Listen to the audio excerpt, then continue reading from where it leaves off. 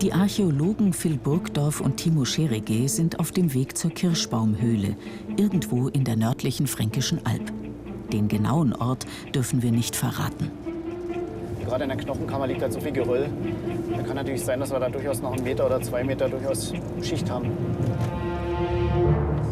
Die Grabungen sind noch nicht abgeschlossen und die Gefahr von Plünderungen ist groß. Die einzigartigen Funde müssen geschützt werden. Die Archäologen betreten die Höhle nur mit steriler Kleidung. Ihre eigene DNA soll die Spuren prähistorischen Erbguts nicht zerstören. Zwischen diesen Hohlräumen oder in den Hohlräumen sieht man schon immer mal wieder Knochen rausgucken, auch Schädel. Und da haben wir so eine kleine Endoskopiekamera. Ja, wo ist das gute Stück? Mit der man jetzt mit dem Notebook letztendlich auch schon mal erste Aufnahmen machen kann. Ja. Das Ganze wird auch gut festgemacht, wir die nicht verlieren. Wir wollen ja nichts mit reintragen. Aber damit rutscht man doch aus, oder? Ist das nicht gefährlich? Das geht schon. Man kann eh nicht laufen, man kann eh nur kriechen. Und man hat nicht mehr wirklich viel Platz, sich zu bewegen. Und wenn man da irgendwelche Ängste hat, dann ist diese Höhle auf jeden Fall nicht das geeignete Ziel für eine Begehung. So. Gut. Haben wir alles? Ja. Aufpassen. Dann los. Lampen an. Auch wir dürfen nicht mit. Strikte Geheimhaltung. Aber die Wissenschaftler haben für uns eine kleine Kamera dabei.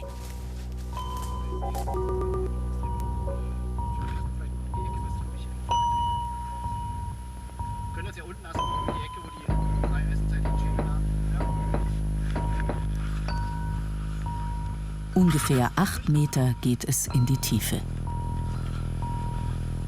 Herkömmliche Kameras sind schon noch die lagen im Prinzip zwischen oder unter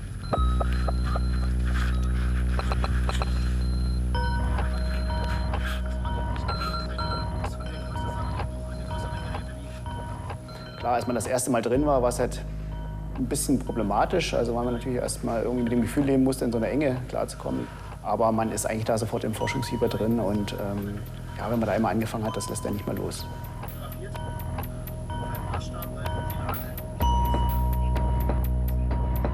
Nur die oberste Schicht der Schädel und Knochen wurde bisher aus der Kirschbaumhöhle geborgen. Hier am Archäologischen Institut der Uni Bamberg werden sie untersucht. In der Höhle haben wir Reste von momentan also mindestens 9 Menschen gefunden. Und einer größeren Anzahl an Tieren, also Menschenknochen jetzt bis hierhin, das sind jetzt eine Auswahl an Tierknochen. Wir haben mindestens Reste von 4 oder 5 Rindern, einem Schwein, ja auch 2 Schafen. Hier sind Schafknochen, darunter einige mit Verkohlungsspuren. Und wir haben auch Reste von Hunden, einer Wildkatze, einem Feldhasen und mindestens 2 Rothirsche. Der ungewöhnliche Fund gibt Timo Scherige Rätsel auf. Aber er ist auch eine einmalige Chance. Es ist die einzige, die wirklich unberührt ist. Und es gibt keinen Vergleich momentan. Und was eben das nächste Phänomenale an der Höhle ist, dass eben Knochen aus 4 Jahrtausenden drin sind. Eben nicht nur eine Epoche, sondern die Höhle ist praktisch vom prähistorischen Menschen immer wieder entdeckt worden. Die Höhle ist deswegen eine Sensation, weil eben alle Knochen noch so in etwa da drin liegen, wie sie eigentlich ursprünglich mal drin war. Also wir können eigentlich die Geschichte versuchen, dieser Höhle wieder zu rekonstruieren. Das heißt, wie sind diese Knochen da reingelangt? Sind die eben da reingeworfen, reingelegt worden? Und das ist eben für uns der absolute Glücksfall. Und man kann eigentlich vor allen Dingen wirklich nur den beiden Entdeckern gratulieren, dass sie eben so gehandelt haben und nichts angefasst haben. Auch das ist ein Problem. Da handelt eben viele eben anders und packen halt die Knochen ein oder räumen sie achtlos beiseite. Das haben die beiden eben völlig richtig gemacht. Und ich bin froh, dass es eben noch solche Leute gibt.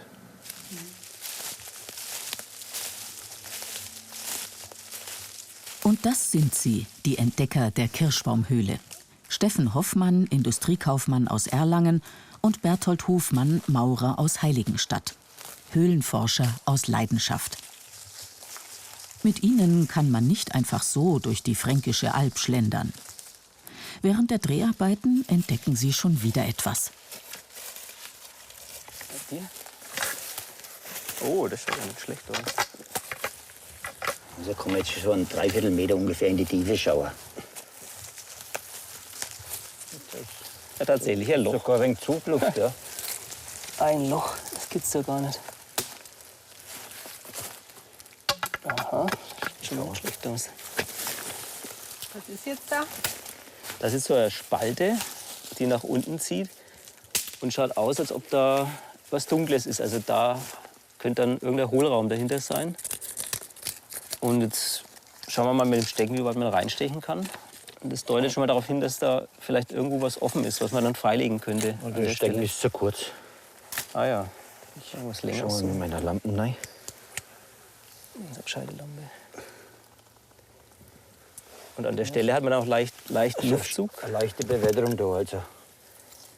Das ist auch schon ein Zeichen, dass da ein wenig kalte Luft raus. Könnte was sein.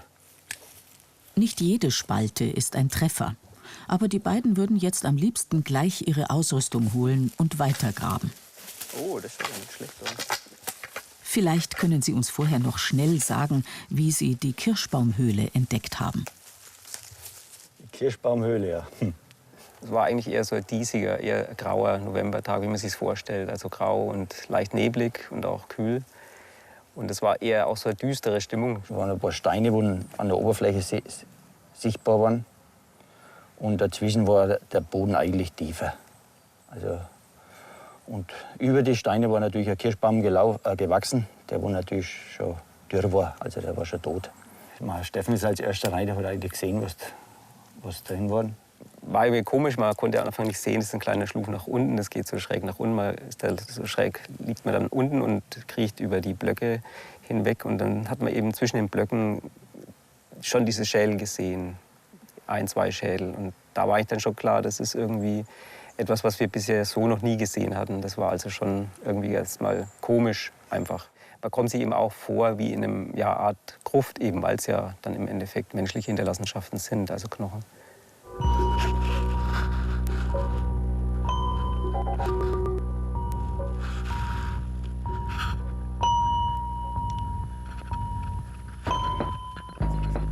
Wir wussten schon, also wenn wir jetzt weitergraben, also machen wir viel zu viel kaputt. Und das wollen wir auf keinen Fall. Also das muss auf jeden Fall vermeidet werden. Und darum haben wir alles daran gesetzt, einfach die Höhle auch schnellstmöglich zu verschließen. Jetzt haben die Wissenschaftler die einmalige Gelegenheit, eine unberührte prähistorische Höhle zu erforschen. Die jahrtausendealten Spuren sind noch vorhanden. Das ist einzigartig in Europa. Bevor sie weitere Schichten heben, erkunden Timo Scherige und Phil Burgdorf die Höhle mit einer Endoskopiekamera. Man kann hier die rechte Augenhöhle sehen. Ja, man sieht hier, dass die rechte Augenhöhle auch ein bisschen relativ kräftig ist, auch so ein bisschen Augenwülste bestehen. Also es könnte ein erster kleiner Hinweis darauf sein, dass es sich möglicherweise um ein männliches Individuum handelt. Dieser Schädel wurde bereits geborgen. Es ist der bisher älteste aus der Höhle, ungefähr 4700 Jahre alt. Die Forschungen sind erst am Anfang. Aber schon jetzt verrät uns der Schädel viel über das steinzeitliche Leben auf der Fränkischen Alb.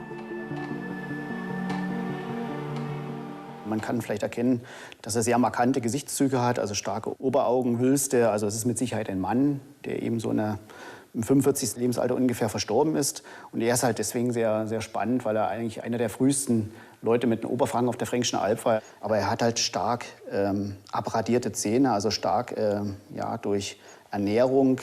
Die Abnutzung ist natürlich damals halt viel, viel stärker gewesen als in heutiger Zeit, weil die Leute halt auch von Getreide lebten und ihr Mehl oder ihr Getreide halt noch mit normalen Mahlsteinen gemahlen haben. Und da kommt halt immer noch dieser Mahlsteinschrot mit in dieses Mehl und die Leute beißen halt dann immer wieder auf Sandkörnern rum. Und da ist dieser Abrieb in der Regel halt viel, viel stärker als natürlich bei dem schön gemahlenen Mehl, wie wir es heute kennen. In dem vorderen Bereich sieht man eben auch solche zugewachsenen Zahnfächer. Und das zeigt uns eben, dass auch zu Lebzeiten die ganzen Frontzähne bei ihm wahrscheinlich schon ausgefallen sind. Abgesehen davon, dass er keine besonders guten Zähne hatte, wie hat er ausgesehen, der Steinzeitmann aus der Kirschbaumhöhle? Nun soll sein Gesicht rekonstruiert werden. Das ist bestimmt auf jeden Fall ein echter Franke. Bestimmt eher etwas grob. Das ist meine Einschätzung, ich weiß es nicht. Ich freue mich. Phil Burgdorf schickt den Schädelscan nach Freiburg im Breisgau.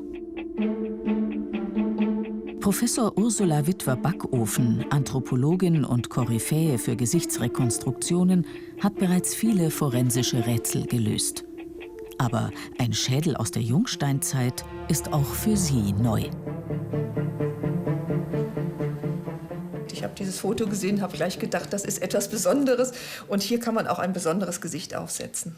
Individuell ist besonders die sehr massive Überaugenregion. Das heißt also, der Bereich der Augenbrauen ist ganz stark reliefartig hervorgehoben.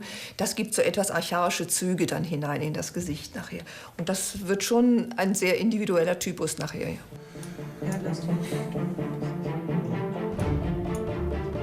Die digitale Gesichtsrekonstruktion ist aufwendig und wird mehrere Tage in Anspruch nehmen. Und bei der muss man sich auch ein bisschen Zeit lassen, ne? Hier darf man keine Falsch. Doch wie gelangte der Schädel vor 4700 Jahren in die Kirschbaumhöhle? Weshalb wurden immer wieder Menschen- und Tierkörper in der Höhle deponiert, über Jahrtausende hinweg? Neben dem Kopf des Steinzeitmannes wurden auch Arm- und Beinknochen entdeckt. In einem 3D-Modell der Höhle markiert Timo Scherigay akribisch ihre Position. Jeder Fund und seine genaue Lage sind Indizien für das, was sich hier abgespielt hat.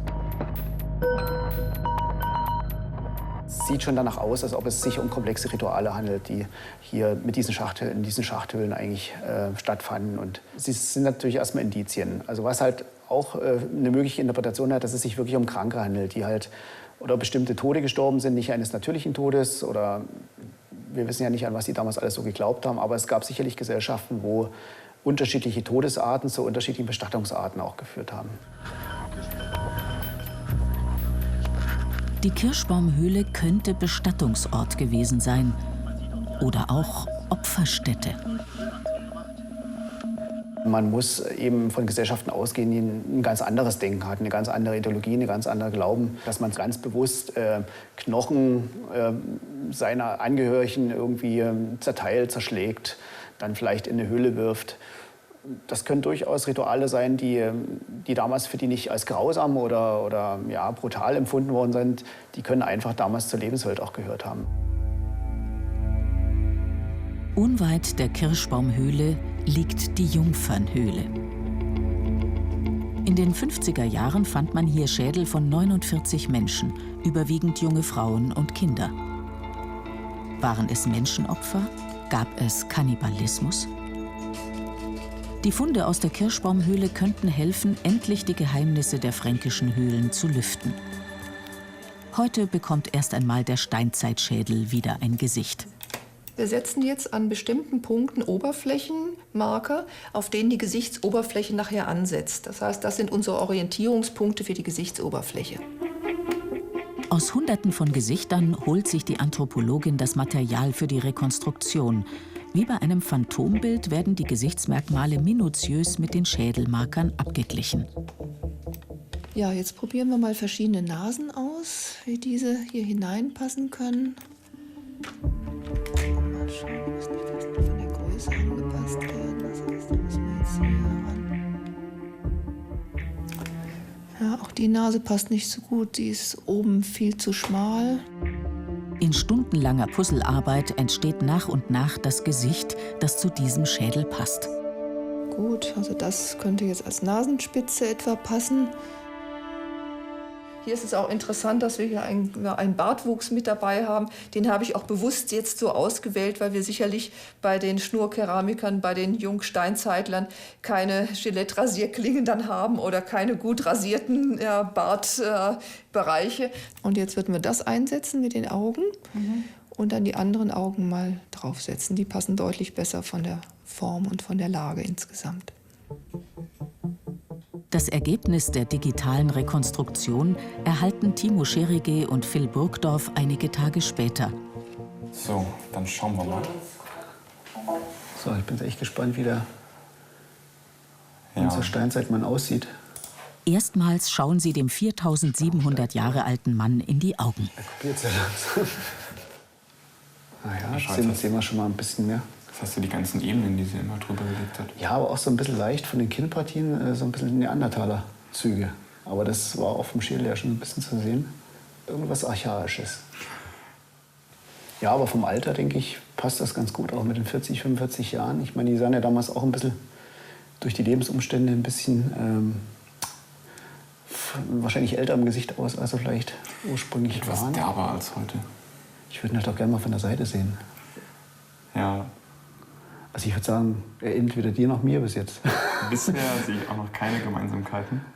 Na gut, wenn man vielleicht die DNA-Analyse kriegt, man vielleicht die Augen und die Haarfarbe noch raus. Da kann man dann im Nachhinein auch noch Sachen anpassen. Und von daher denke ich, kann man dem durchaus ein gutes Aussehen rekonstruieren. Wie kam dieser Mann in die Kirschbaumhöhle? Die Forschungen haben gerade erst begonnen und wir sind gespannt, was die Wissenschaftler noch ans Licht bringen werden.